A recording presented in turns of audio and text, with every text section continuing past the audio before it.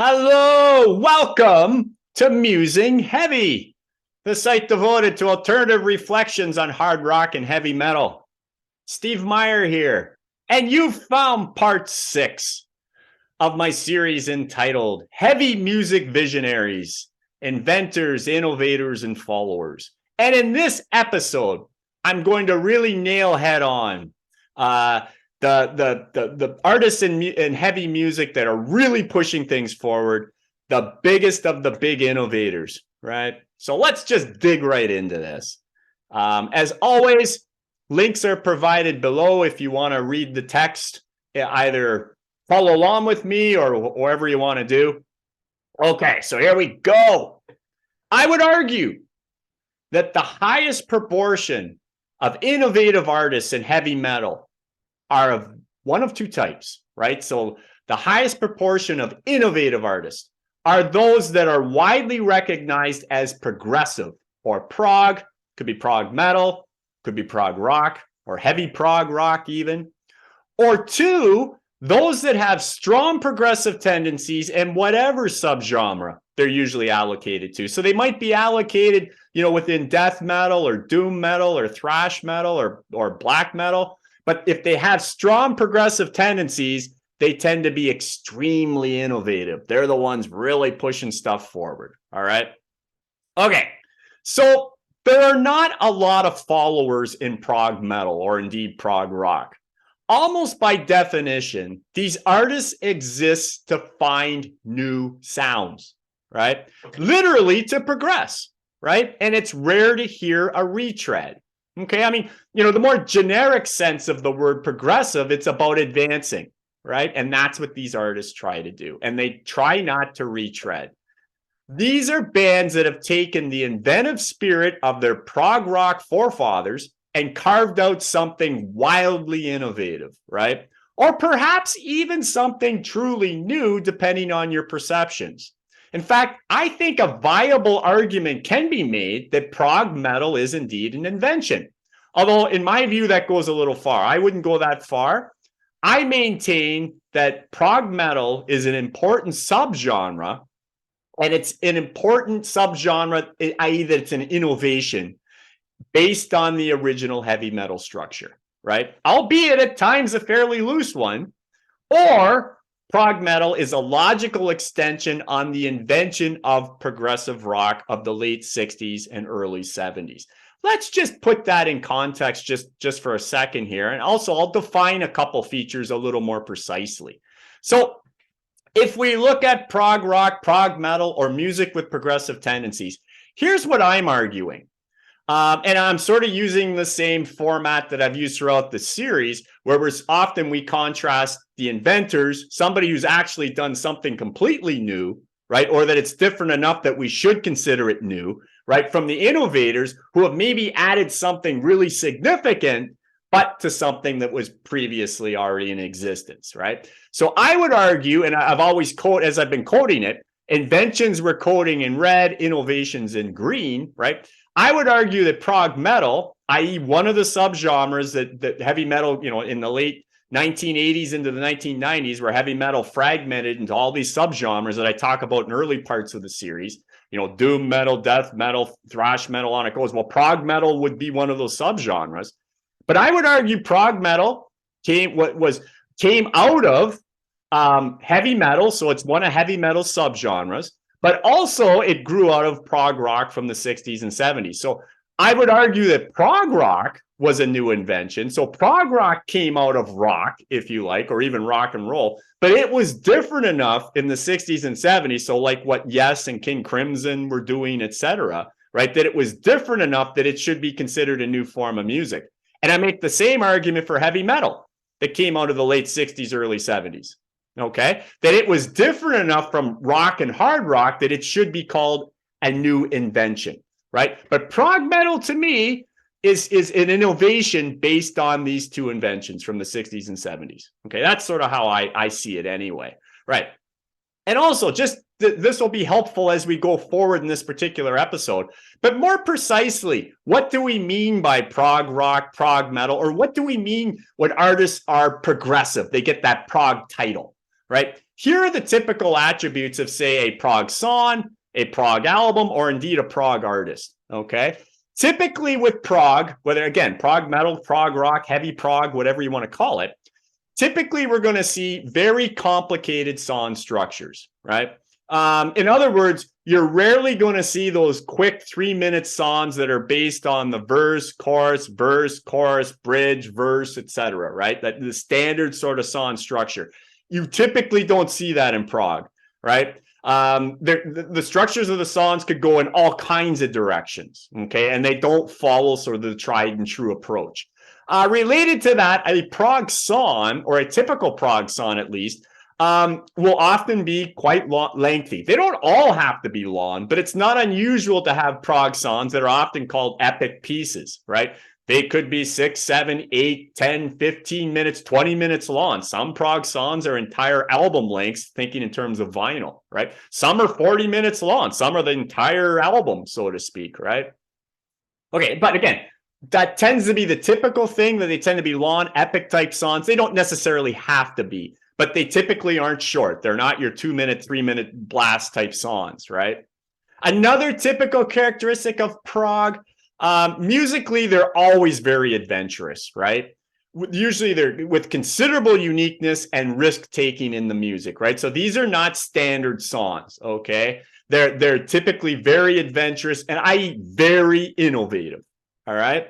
And often prog songs or prog bands will incorporate many different forms of music and styles, right? So if you're a prog metal band, yeah, you're playing metal, but you'll incorporate aspects of classical, perhaps some jazz, once in a while, maybe even some extreme metal you'll throw in there.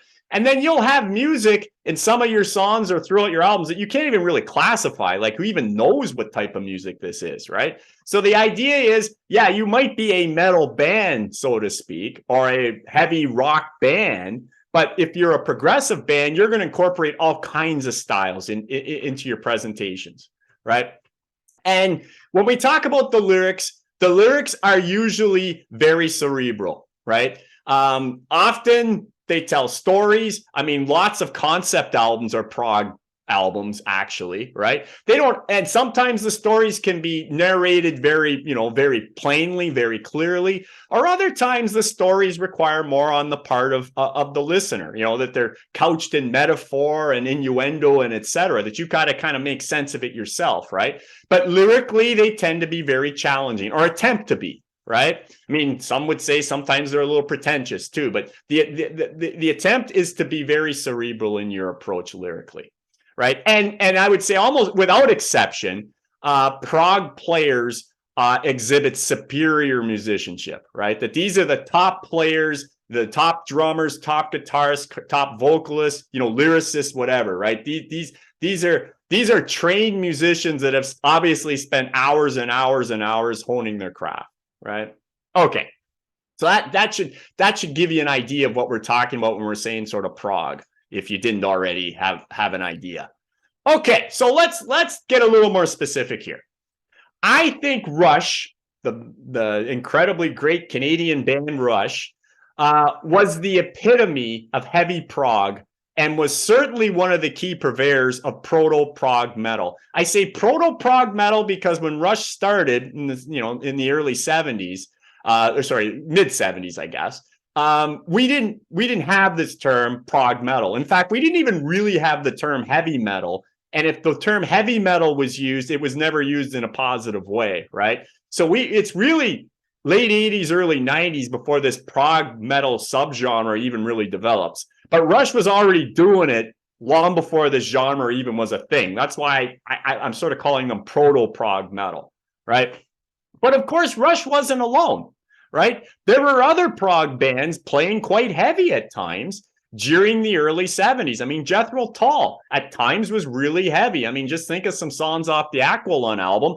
That was proto heavy metal, for sure it was, right? King Crimson at times played really heavy. The first Captain Beyond album, like these are all really early albums, but at times, these are prog bands for sure, prog rock bands, but at times they were playing something very close to heavy metal as well, right? If not full on proto metal, right?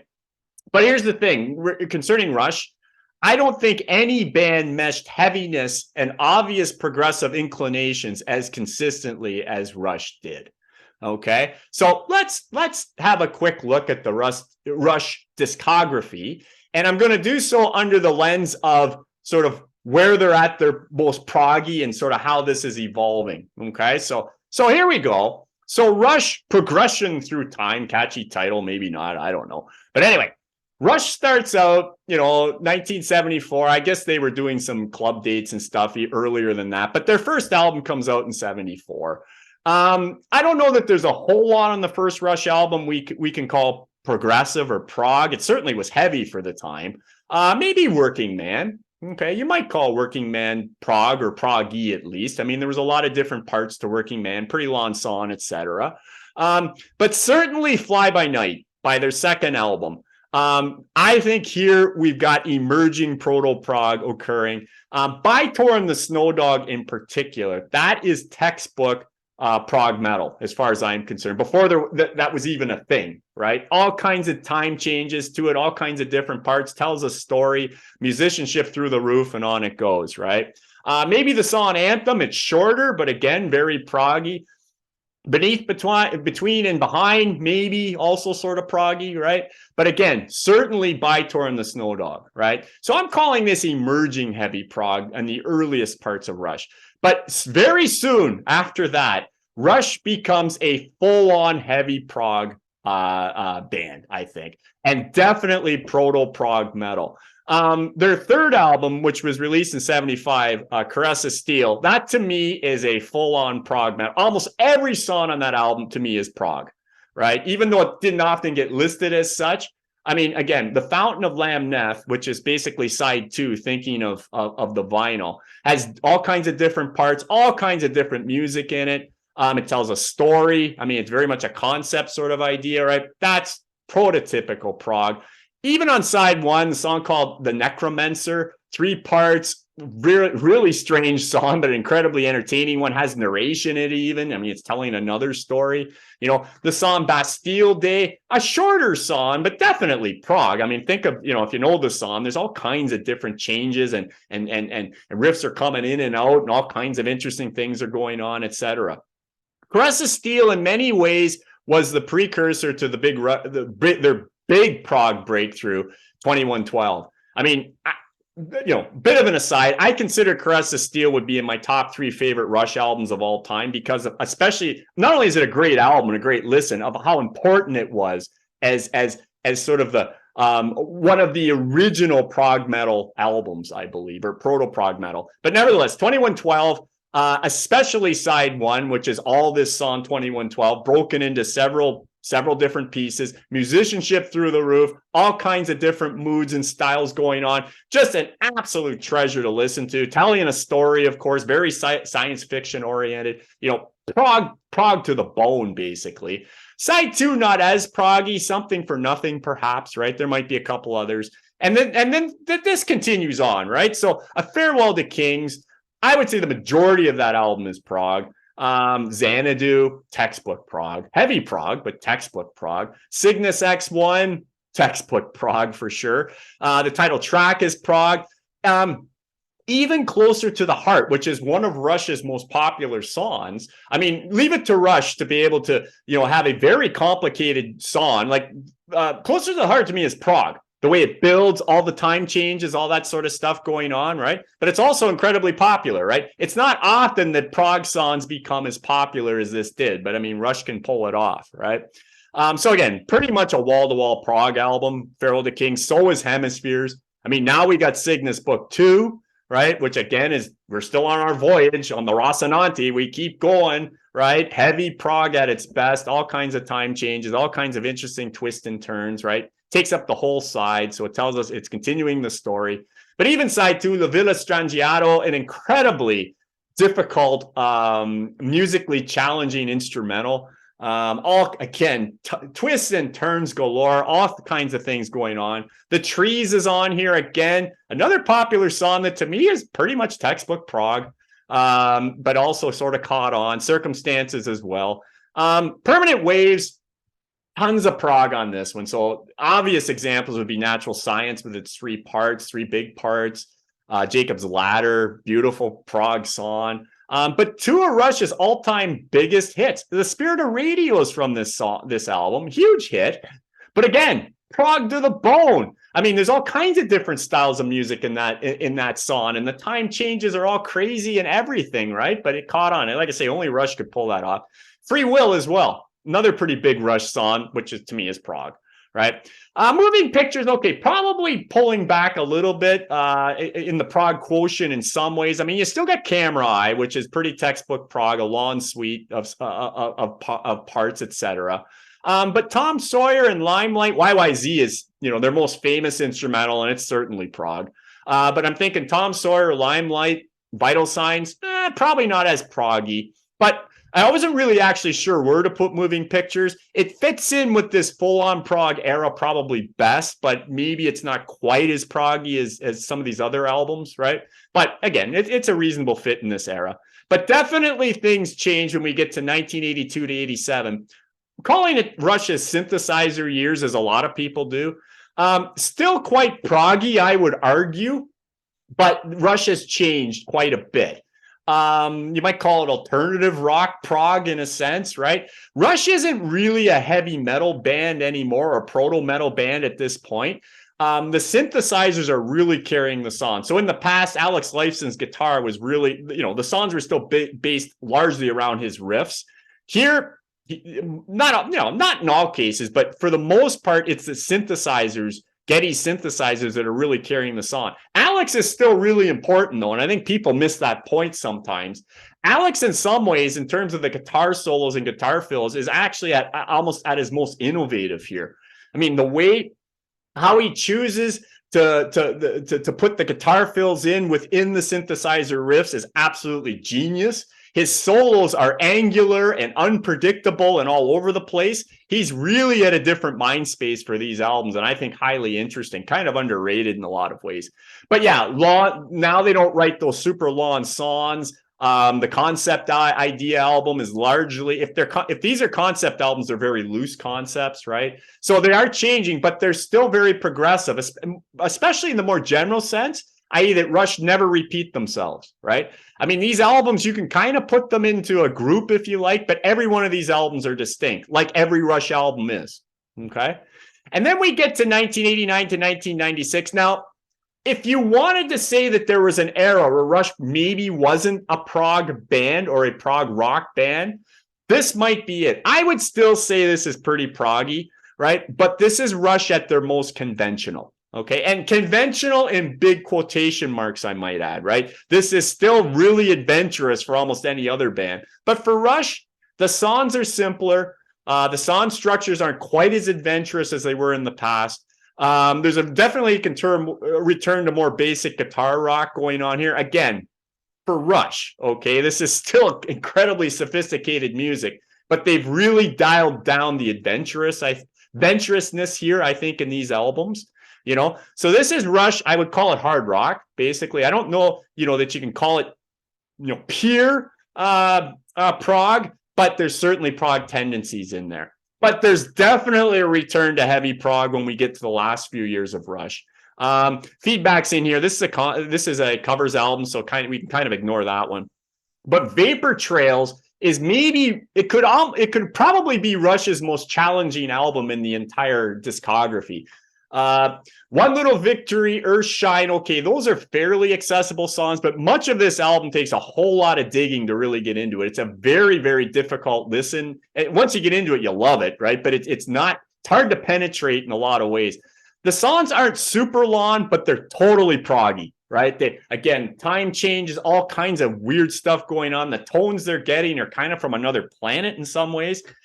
So again, very proggy, very heavy too, like Rush's return. The synthesizers have really been muted in this era in general. It's basically, they're back to a three-piece power trio, basically playing like crazy, playing hard and heavy for the most part, and very proggy. Snakes and Arrows, a warmer album than Vapor Trail, but I would argue just as proggy, just as adventurous, right?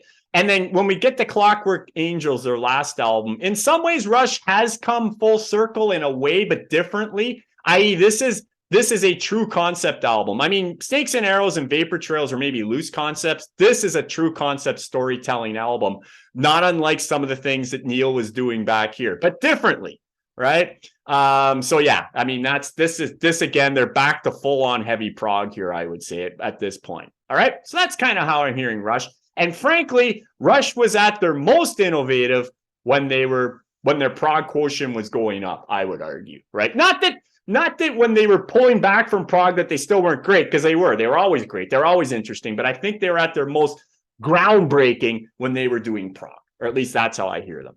Okay. All right. Rush continued to explore and evolve throughout their distinguished career, all the while managing to sound like no other, right? Okay, so generalize this a little bit.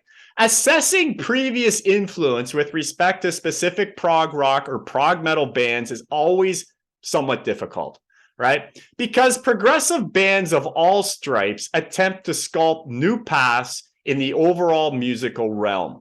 So there's little motivation to follow even the greatest artists. I mean, as great, it's obvious that Rush were admirers of bands like Yes and King Crimson, etc. But in no way did they try to be like them. That's anathema to progressive rockers. They want to carve out their own niche, right? I think it's better to view respective prog artists as beacons of inspiration, right? I think that's the better way to look at it, rather than as influencers who encourage any definite musical course. In this regard, I have yet to hear or read about any prog metal band that doesn't hold Rush in extremely high esteem, even if their sound was never specifically aped. There's so many bands, a few of which I'm going to name in a second, that have on record of saying that they love Rush, but they never want to be Rush, because that misses the point of prog completely, really, right? So it's about inspiration, right? Not forging the same path. That's not what you're trying to do here. I.e., another way to put it, Rush demonstrated their way and implicitly challenged others to find theirs. Very Nietzschean in a lot of ways, if you're familiar with that philosopher. And many prog metal bands, or call them heavy rock bands if you like, did just that. So I'm thinking of bands like Dream Theater. I mean, the epitome of prog metal in a lot of ways. It's obvious. They've said it many times. Dream Theater love Rush, but there is in no way they are ever trying to be Rush. They're trying to be uniquely Dream Theater, right? Queensryche, same deal. Fate's Warning. Merciful Fate, Porcupine Tree, amazing heavy prog or prog metal bands here. Tiles, Nevermore, Sabotage, a few more recent metal bands that often aren't classified as prog metal, but they most certainly are. Gojira, amazing newer heavy prog metal band. Meshuggah, one of the heaviest metal bands out there, but they're prog through and through. Mastodon, so are they. Arena, an incredibly great, absolutely amazing prog rock band. One of my favorites. Spock's Beard, love them. Flying Colors, Sons of Apollo. Between the Buried and Me, an incredibly unique band. You want to talk about a band that incorporates seemingly, incoherent musical styles into their songs, but somehow make it work. Check out Between the Buried and Me. Amorphosis, on it goes, right? There's many others I could list. So like Rush, these acts demonstrate a remarkably high level of musicianship and songwriting abilities while shaping their own niche, right? These to me represent some of the most groundbreaking players in heavy music, or any type of music for that matter. Okay, so I'm arguing that heavy music at its absolutely most innovative, most boundary pushing, if you like, are those that are classified as prog metal or prog rock. But there's a second category I want to address here. There's a second group of extremely innovative heavy artists that are typically allocated to subgenres outside of prog metal. We don't usually put them in prog metal, but they're just as innovative as anybody, really, right? Okay, because they're exceptionally progressive. Even though they're not classified as prog, they are exceptionally progressive, or maybe they're misclassified in some ways. Here's a few examples. Okay, so Iron Maiden. Gotta say a few things about the mighty Maiden here. Iron Maiden is usually considered a more traditional heavy metal band. Okay, they're usually grouped in with bands such as Judas Priest and Black Sabbath, or frequently they're categorized as a forerunner of the new wave of British heavy metal movement, which occurred in the late 70s, early 80s. Okay, I mean, this is not incorrect. I mean, when you say things like that about Maiden, I mean, that's fair enough, really. So this is not incorrect, but the bulk of Maiden's discography should properly be assessed through a progressive lens. Iron Maiden became a progressive metal band, and maybe more precisely a progressive rock band, even though they're rarely classified as such, and people still today will sometimes misallocate Iron Maiden and put them in with Motley Crue or something, right? Totally wrong, totally false, I think. And this actually happens even fairly early in Maiden's career. Off their first album, songs like Phantom of the Opera or Transylvania, right? I mean, if they're not full-on prog metal, they're certainly proggy in vibe. Let's put it that way, in addition to being really, really heavy. But it's the classic Hallowed Be Thy Name from their third album, The Number of the Beast, that really set the stage for Maiden's prog-obsessed future. I'm a huge Iron Maiden fan. I love everything they've done, all eras. But I would argue by far the most important song that Iron Maiden ever wrote was Hallowed Be Thy Name, because it's pure prog metal and it set the stage for where that band was going to go. Really, for the balance of their career, as we're going to see. So let's look at Maiden in a little more detail, and again, especially under the lens of prog. So here we go. Look at it slightly different. Okay, so Iron Maiden's prog tendencies. All right, so we start off, as I was saying, at their first album. I mean, the majority of Iron Maiden's first album you probably wouldn't call prog rock, but there's a couple songs that certainly, I think are leaning in that direction. And actually, by their second album, they kind of pull away from that. I mean, much of Killers, I don't hear, if anything, much prog rock on Killers at all. I mean, a couple instrumentals you could maybe classify. Right, but basically the song structures on Killers are pretty standard. It's an amazing album, don't get me wrong, right? But there's not a whole lot of prog, if anything, on there, I don't think. But then it starts to kick in gear. So Number of the Beast, Peace of Mind, Power Slave, Somewhere in Time, Seventh Son of a Seventh Son. Those albums, to me, at least half of the songs on those albums are prog metal at this point, right? I mean, again, as I was saying, it starts with Hallowed Be Thy Name on The Number of the Beast, but from there on, they always include some of these epic pieces on all of the albums in this era, right? So again, give or take, a third to half of those albums are, to me, pretty textbook prog, and the remaining songs are still reasonably complicated, but maybe something outside of prog, a little more standard in song structure. Then they kind of pull back again, kind of strangely. The last couple albums with Bruce Dickinson on vocals until he rejoins, No Prayer for the Dying and Fear of the Dark, I don't hear much prog on those albums at all. The songs for Maiden are actually quite simple. Again, good albums, good songs to a large degree, but they really pull back on the epics and the prog sort of approach to things. But then all of a sudden, they go full on prog and they've never turned back. And the X Factor, which I also consider an incredibly important album. It's very controversial because vocalist Blaze Bayley, who replaces Bruce Dickinson, is on this album. It's not this era of Iron Maiden is actually widely disliked, which is kind of sad because I think the X Factor is a brilliant album. The second one with Blaze maybe not as much, but the X Factor to me is brilliant. But I find it interesting. That album took a lot of heat, yes, because Bruce isn't there. I mean, we all know how great Bruce is, so we get that. We miss Bruce, fair enough. I thought Blaze is a great vocalist, but anyway. But I think maybe what threw Maiden fans off as much is because now the band is full-on prog, right? If you listen to the X Factor, all the songs build, they all twist and turn. They're typically all very long. This is Maiden going full-on prog. And I would argue they've done that ever since. So Bruce comes back for Brave New World. And Down to Death, A Matter of Life and Death, and on it goes right up to the most recent Senjutsu. Senjutsu is like is like textbook prog metal as far as I'm concerned. And there's a lot of stuff on some of these albums too that I'm not even sure I'd call it metal. It's rock. It's basically prog rock. Some of this stuff wouldn't sound way out of place on a Jethro Tull album, to be perfectly frank, right? I mean, I'm talking some of the songs. And don't get me wrong, on each of these, what I'm calling high prog quantity, there's always a couple songs on these albums that are pretty basic, you know, for the throat, Iron Maiden, you know, ravers, right? Often the songs that start the albums.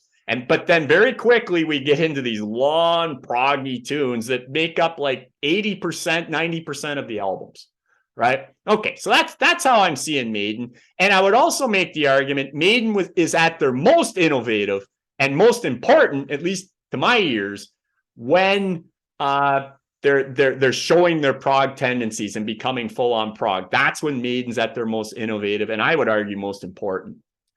How about another monster, Metallica? Much like Maiden, I think a prog argument could be made for significant slices of Metallica's catalog, as this is a band that regularly did more than simple thrash metal or hard rock. Okay, Metallica is interesting because, yeah, they did a lot of that. There's a lot of songs in Metallica's discography that are, you know, basic song structures, basic hard rock or basic thrash. They were exceptionally good at that, and I've always got time to listen to that side of Metallica. But there's a lot of songs throughout their discography too that to me are totally prog metal, right? Complete heavy prog metal. Complex songs such as Fade to Black, Creeping Death, The Call of Cthulhu from Ride the Lightning, their second album. Master of Puppets, Welcome Home Sanatorium, and Orion from the third album, Master of Puppets. That's all prog metal to me, hands down. And almost anything off of Injustice for All, their fourth album, I think that album is like prog metal, you know, through and through, as is Death Magnetic, a later album. These are archetypical progressive metal in my book. So again, real quick look at Metallica, kind of like we did for Maiden. So same sort of thing, where I'm kind of loosely classifying each of their albums as low, intermediate, or high in terms of how much prog is on the album. The first album, Kill 'Em All, I don't hear much prog there. Very little. It's a pretty standard thrash album, an exceptionally great one of the best ever. You know, maybe Four Horsemen, I don't know, No Remorse. Yeah, proggy moments maybe, but I don't hear much prog on that album. But by the time you get to Ride the Lightning and Master of Puppets, I would argue a third to half of those albums that is prog metal, hands down. The other half or so, no, more standard thrash kind of stuff, as great as it is, right? But then you get to Injustice for All, and like I say, I would argue the whole album's prog, right? I mean, the most popular song from that album, One, right? That's textbook prog. Even though it was super huge, kind of like Rush, Metallica was able to pull off a complex, very edgy prog song and still make it popular. But that's One. One to me does everything, and it's indeed prog. And then Metallica backs off the prog almost entirely, which I think was part of the problem with the Black Album, Load and Reload. I actually think those are good albums, but they're hard rock. In fact, in some cases, they're hardly even metal, right? They're hard rock and not proggy at all. I hear no prog on the Black Album, and Load and Reload. Maybe the last songs on each album are proggy, but by and large, these are simple songs by Metallica standards. Great songs in a lot of cases. Don't get me wrong. I think they're good albums, but no prog. And also, relatedly, Metallica is not innovative with these albums at all, right? I mean, they're good albums. They're fun to listen to, but they're not innovative. Again, I think the reason for that is they're not proggy at all. And then Saint Anger comes around, another controversial album. I think it's intermediate. I think the prog is coming back. I guess it's hard to call an album prog if there's no guitar solos, because oddly there aren't on this album. I don't really know why Metallica did that, but they did it. Really heavy album, though. They're back being definitely metal. And I would say there's definitely, some of the songs are really long. They got twists and turns. So there's some prog there, but I'd say it's intermediate. But then you get to Death Magnetic, and we're back to full-on prog. I think that album is basically prog, wall-to-wall prog metal, really good album. In many ways, it's the brother of Injustice for All, really. Like, these two albums are very similar in that they're almost all prog metal all the way through, although, they're different. Like, Metallica doesn't retread either. I don't hear them as a retread, but stylistically, yeah, it's a return to prog metal full on. And I think the latest one, Hardwired to Self-Destruct, is kind of 50-50. I hear quite a bit of prog, metal on that album, but then I hear lots of songs that are very simple and very structured, kind of structured thrash or hard rock songs. So Hardwired to Self-Destruct, amazing suite of songs as well. It's kind of all over the place, but it's certainly, I'd say about half of it's prog, right? That's how I'd be interested to hear what the new Metallica is like, if they're, how much prog's on it or which direction they go, because with them, you never really know. All right, so I'm going to speed this up a bit. I'm going to give you a few more examples of bands that are usually allocated to other genres or other subgenres in metal, but that have strong progressive tendencies. And when they emphasize their progressive tendencies, tend to be at their most innovative and boundary pushing. Okay, but I'll speed this up a bit. Voivod. I need to do more on Voivod. I'll tell you straight up. I'm going to keep it brief here, but this is just an exceptionally great band that down the road, I'm going to have to talk about Voivod more. But Voivod was initially grouped with thrash metalers like Slayer or first generation black metal bands like Venom. That's what they were grouped in, at least originally. Yet with their liberal use of time changes, baffling guitar tunings that only guitarist Piggy seemed to understand, the sadly deceased Piggy, complex rhythms, and unearthly atmospherics, it was clear to those in the know that this was a progressive metal giant, if there ever was one. Voivod was light years ahead of pretty much anyone in thrash in terms of innovative progression. So if you've never heard of Voivod, or you kind of just threw them off as, they're that noisy, thrashy band. Yeah, they were noisy and thrashy too. Don't get me wrong. But if you like prog metal and you've never checked out Voivod, do yourself a favor. Like I say, more on Voivod down the road. Another band I could talk about all day, but I'll keep it brief here. Legendary death metal band Death was led by one of the most visionary musicians in heavy music, full stop. While the death metal tag was accurate early on, much of what Chuck Schuldiner accomplished with releases such as Human, Individual Thought Patterns, Symbolic, and The Sound of Perseverance could only be described as progressive. So yeah, the first 2 or 3 Death albums, yeah, I wouldn't say there's a lot of prog on there, right? So Scream Bloody Gore, Leprosy, and Spiritual Healing. Yeah, that's pretty textbook death metal. I mean, Death was part of that Florida cluster in the late 1980s, early 1990s that also included Deicide and Morbid Angel and Obituary, right? I mean, Chuck was probably the leader of that movement, I would say, in a lot of ways. But the early Death stuff, yeah, maybe there's proggy tendencies here and there.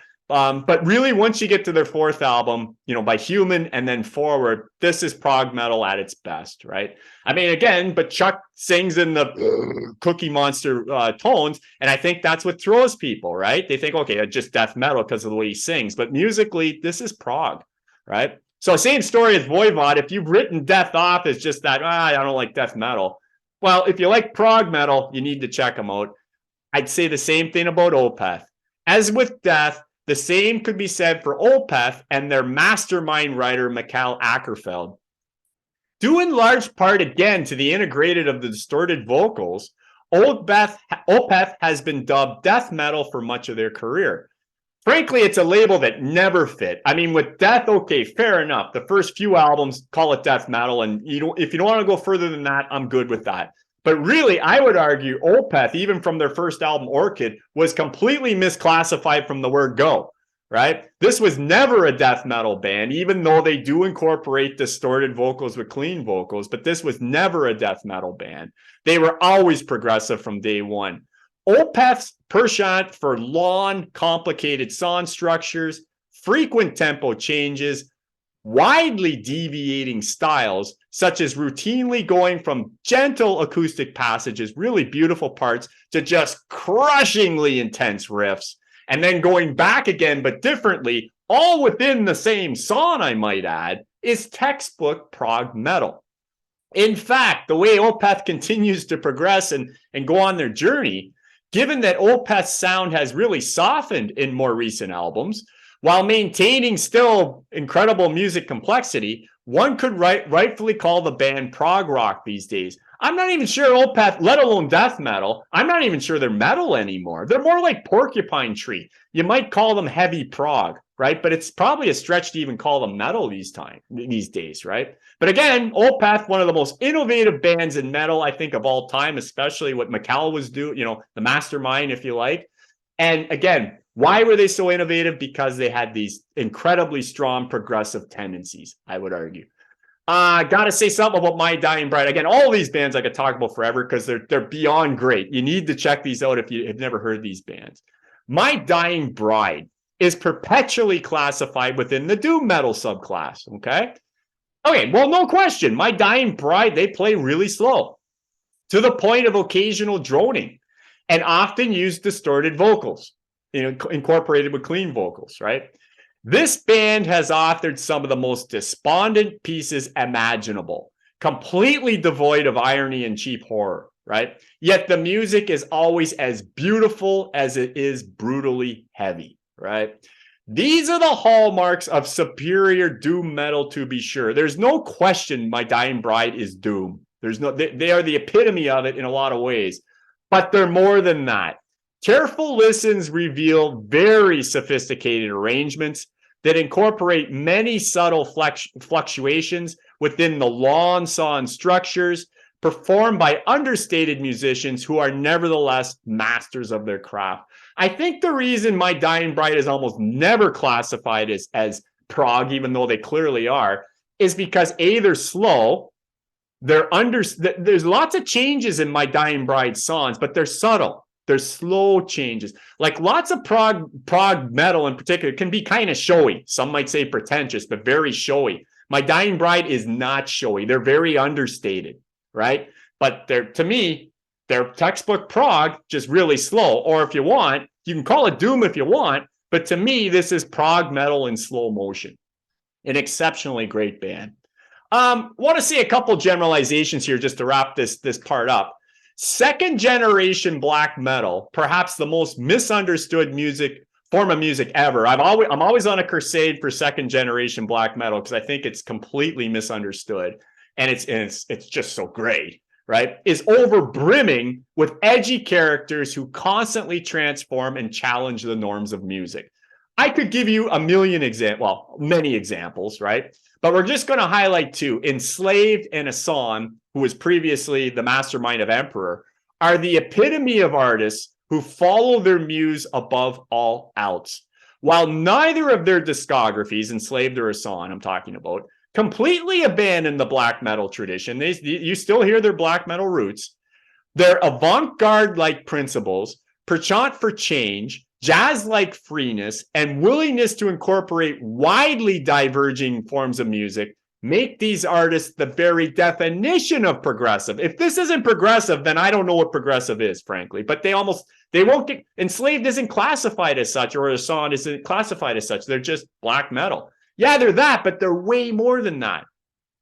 I challenge anyone to listen to an Enslaved or Asan record and tell me that the musicianship is not top-notch or that this sounds like anything else they've heard, right? You might not get it or even enjoy it, right? But I can't imagine that their enormous innovative spirit would be lost on anyone, okay? And then finally, even some of the original co-inventors of heavy metal have their proggy moments, right? So again, as I talk about in previous episodes in this series, I believe heavy metal to be an invention, not an innovation, right? That it was something new that came out of the late 60s, early 70s, and it was separated from hard rock because of its distinctiveness. And there were many co-inventors, Black Sabbath being, very noteworthy, but so was Zeppelin, Purple, Mountain, Hendrix, and on it goes, right? So see a previous episode if you want to check that out. But my point is, these original co-inventors of heavy metal are rarely classified as prog, but they definitely have strong prog moments. And I would argue they're at their most innovative when they are proggy. Couple very common examples. How about Led Zeppelin? Well, if anybody familiar with Led Zeppelin's discographies, I'm talking about songs like Achilles' Last Stand. That's proto prog metal, as far as I'm concerned, like textbook, right? Off the much underrated Presence album. Or how about songs like The Song Remains the Same, No Quarter, 10 Years Gone, Kashmir, incredibly popular song. That's prog, or maybe Zeppelin's most famous song of all time, Stairway to Heaven, the way it builds. Come on, that's prog, right? What else could you call these songs? Yeah, sure. Zeppelin wasn't prog all the time. I would argue when Zeppelin was at their most innovative, they were prog, right? But lots of times Zeppelin were basically a heavy blues band. They were great at that too. Sometimes they were folky, great at that as well. But they weren't innovative really when they were just sort of redoing blues or folk. This is when Zeppelin was really innovative, when they were prog, when they were proggy at times, right? I'd say the same thing about another co-inventor of heavy metal, Deep Purple. Songs like The Shield, really early Purple stuff. The Shield in April. Child in Time, one of their more famous songs. No, No, No, The Mule and Fools from the Fireball album, which was really a progressive album. Space Truck, and especially the live version, which was routinely over 20 minutes and all kinds of weird twists and turns in it, right? And the song Burn. How can you not call those songs progressive rock or proto-prog metal, right? Again, same deal. Deep Purple didn't always do prog, but when they were leaning prog, they were at their most innovative, at their most visionary, I would argue. And how about Black Sabbath, right? Does anyone else hear a lot of prog interwoven into several of Sabbath's classics? War Pigs, that's prog. Almost nobody will call it prog, but I don't know what else it is. But all the time change, all the changes going on, and the different riffs coming all over the place, and what sounds like it, like it's so unique, right? Iron Man, yeah, the basic riff is simple, but again, tons of different changes going on. Into the Void, Wheels of Confusion, Under the Sun, A National Acrobat, Sabbath Bloody Sabbath, and really almost anything off the Sabotage album, the 75 Sabbath classic, that's all prog. I hear that whole album as prog basically, but almost nobody will mention Black Sabbath as a prog band or a proto-prog metal band. They were, in my books, and not all the time, but there's lots of examples when they were. And again, same deal. When Sabbath was leaning prog, they were at their most adventurous, at their most important, at their most innovative, is sort of what I'm saying. So, wrapping it up. Heavy metal has its share of followers and amalgamators, some of which are exceedingly entertaining. However, if you're a fan of heavy music and are looking for true innovation and ceaseless exploration, I would advise going straight to the prog metal subgenre or zeroing in on the many heavy artists classified or perhaps misclassified in other categories that have kept their inner Rush flame alight. When heavy bands lean progressively, for me, that's as good as it gets. All right, that's it for part 6.